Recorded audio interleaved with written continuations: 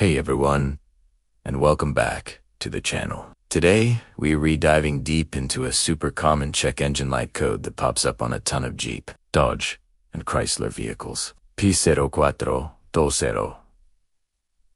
If you've plugged in your scanner and seen this code, you're probably wondering what it means and how much it's going to cost.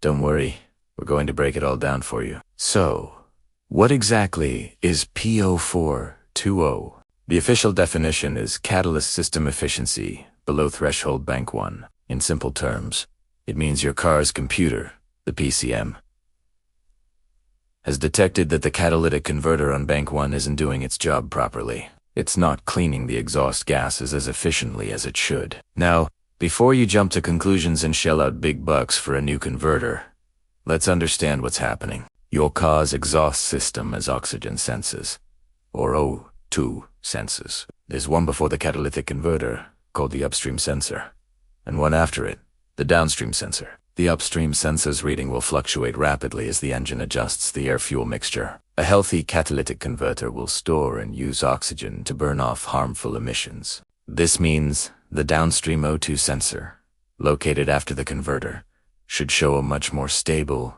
steady voltage. When the PCM sets a P0420 code, it S because it sees the downstream O2 sensor S signal starting to mimic the fluctuating signal of the upstream sensor. This tells the computer that the converter is zoned to storing oxygen and cleaning the exhaust like it is supposed to. The efficiency has dropped below the acceptable limit. So, the cause is a bad catalytic converter, right? Well, yes, that's the most common culprit. Over time, the precious metals inside the converter can get contaminated by things like oil or coolant, or they can simply degrade and break apart. This is especially true for higher mileage vehicles.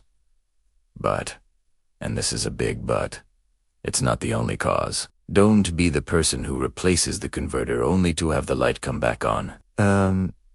Let's talk about the number one thing you need to rule out is an exhaust leak. Any leak between the upstream and downstream O2 sensors can suck in extra oxygen, tricking the downstream sensor into sending a false signal that looks like a bad converter. So, get the car up safely on jack stands and do a thorough inspection. Look for black soot marks. Listen for hissing sounds, and feel for any puffs of air. Pay close attention to the flex pipe and any gaskets or clamps in that area. If you find a leak, fix that first. Clear the code, and see if it returns. Another possibility, though less common for this specific code, is a faulty oxygen sensor, while a bad O2 sensor usually throws its own code. Finally, we have to consider engine performance problems. Things like engine misfires, a rich or lean running condition, or burning oil can send unburned fuel and contaminants into the exhaust, overwhelming and eventually destroying the catalytic converter. So, if you have other codes stored along with P0420, like misfire codes or fuel trim codes, you must address those root causes first. Fixing those might save your new converter from premature failure. So, let's say you've checked for leaks. You've confirmed your O2 sensors are working correctly, and your engine is running smoothly. At that point, it's very likely that the catalytic converter itself has failed.